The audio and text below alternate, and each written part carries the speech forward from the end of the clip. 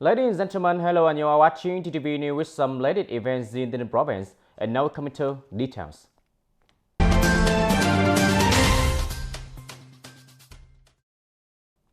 Ladies and gentlemen, in the morning of June 14, the Legal Department of Provincial People Council had a meeting to supervise the People Committee of Goyao District on the reception of citizen, settlement of complaint and denunciations in the first 6 months of 2022 in the province. Ms. Nguyễn Thị Chi, Deputy Head of the Legal Department of the Provincial People Council, chaired the meeting. On the side of Goyao District People Committee, there were Mr. Nguyễn Văn Nhu, Chairman of the District People Committee. Reporting to the supervisory delegation, Goyao District People's Committee said that right from the beginning of the year, the District Citizen Reception Committee has built a notice of the whole year's citizen reception schedule. Based on that, the District Citizen Reception Committee and professional agencies and the People's Committees of communes and townships strictly follow the citizen reception schedule. The periodic citizen reception schedule is publicly posted at citizen reception places informed to relevant agencies and published on the agency website in accordance with the regulations. In addition to the usual timetable, the District Citizen Reception Committee welcomes residents who regularly come to work on weekdays at the headquarters of District People's Committee. Through receiving residents, the functional agencies of Goyao District received 61 complaints, denunciations, recommendations, and predictions in the first 6 months of the year. The majority of the applications were processed in accordance with regulations. However, there are still several long-running cases and complaints in Goyao District. Many of them are linked to property issues. The district officials explained and reported to the supervisory delegation the reasons for the delayed case during the meeting.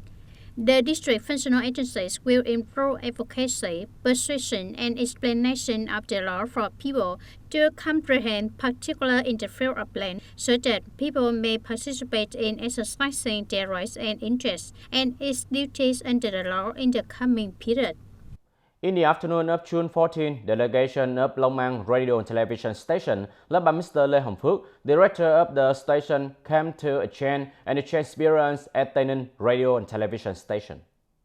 At the meeting with TayNinhTV Radio and Television Station, the leaders of Long An Radio and Television Station hope that in the near future, two units will have more cooperation, coordinate and exchange a lot of news, articles, photos, reports, and chronicles which have the strength of each locality to improve the quality of propaganda and make an impression in the hearts of the audience, and especially on the digital infrastructure.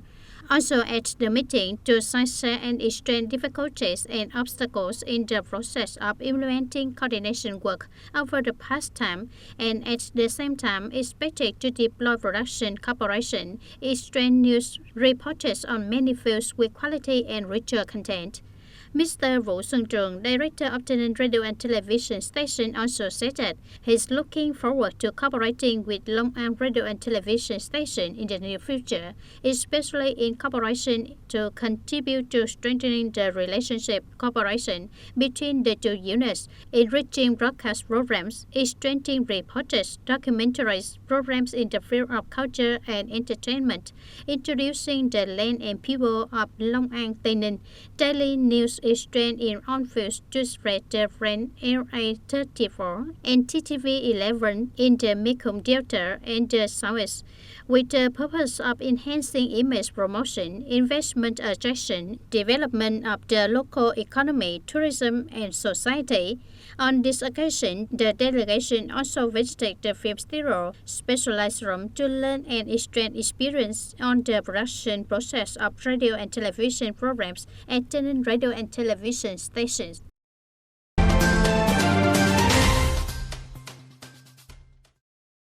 According to decision number 788 of TayNinhTV Provincial People's Committee on approving the land use planning for the 2021-2030 period, TayNinhTV City will sharply reduce the area of agricultural land, convert the use purpose to non-agricultural land. TayNin City now has roughly 11,200 hectares of agricultural land and over 2,800 hectares of non-agricultural land. TayNin City will modify the purpose of land use in the direction of lowering agricultural land area and expanding non-agricultural land area. According to the Land Use Planning Plan for the period of 2021-2030, TayNin City's agricultural area will be reduced to 5,300 hectares by 2030, while non-agricultural land would expand to 8,700 hectares. The wards of Ninh Thành, Thạnh Tân, Tân Bình, Bình Minh, and Quang Quán have the most agricultural land converted to non-agricultural land. In addition, TayNin City has internally transformed the structure of agricultural land with an area of over 200 hectares, from growing rice to planting forests, planting perennial crops, and aquaculture land. Turn to other news with the goal of building an essential trade system in the direction of modernization. In recent years, TayNin province have focused on reviewing, adjusting, and supplementing the planning of the commercial sector, creating favorable conditions for organizations and individuals to develop business distribution system in the locality. Recently, the province encouraged a number of key investors, including Vingroup and Sunroup, to invest in the province through projects such as the Commercial Center Complex, Surf House, and five-star hotel Vincom Plaza. As a result, they are helping to establish a more contemporary commercial system in the province. At the same time, the percentage of the province commerce sector in the GRDP framework will be around 30%. To transform TayNin into a dynamic trading location, the province will focus on adopting synchronized solutions to enhance the business investment environment and promote investment in infrastructure building on the commercial floor in the coming period. Strengthen state administration of commercial service infrastructure investment projects that are appropriate for the characteristics and orientations of each area and locality. Furthermore, concentrating on overcoming problems and impediments in manufacturing and economic activities by focusing on e-commerce development, logistics services generate impetus for the trade industry to accelerate and expand.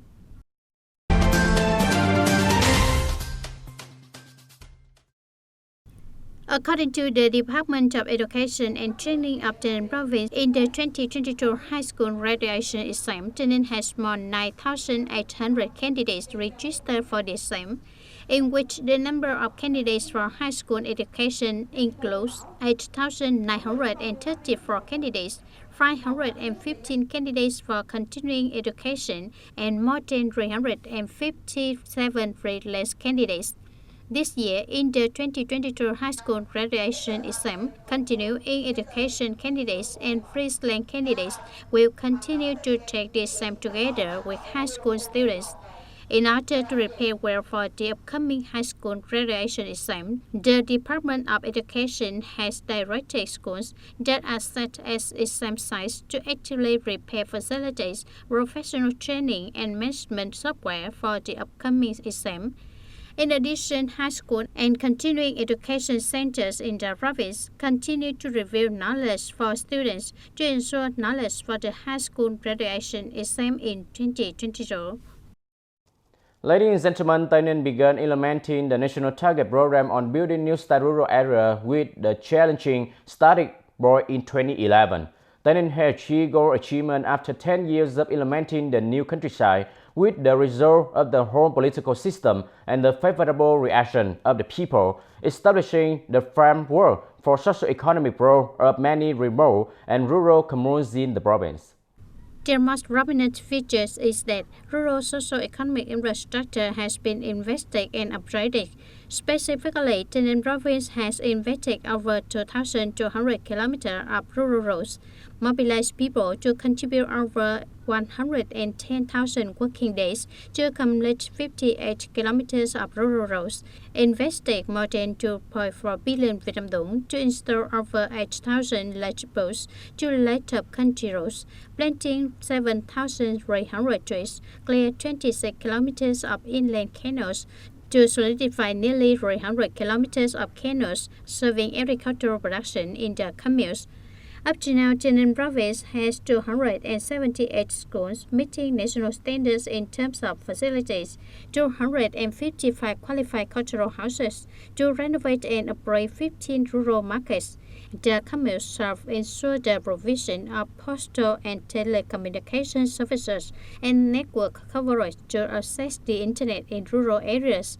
The province has 69 models of the whole people uniting to build a new countryside. The rate of poor households decreased sharply to less than 1%. TayNinh no longer has poor households according to the central standard, as well as one of 5 provinces cities with the lowest poverty rate in the country.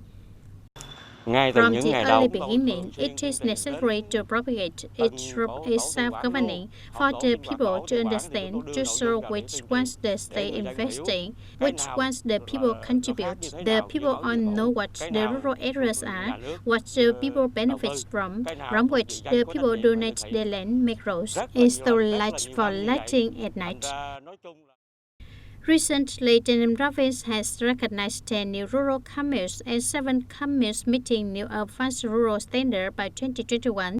Specifically, 10 new rural communes in 2021 include Phước Bình, Đôn Thuận, Trảng Bàng Township, Trà Vong, Tân Biên District, Suối Dê, Tân Châu District, Chuông Mít, Dương Minh Châu District, Thành Long, Biên Giới, Châu Thành District, Hiệp Thạnh, Cẩm Giang, Gò Dầu District, and An Thạnh, Bến Cầu District.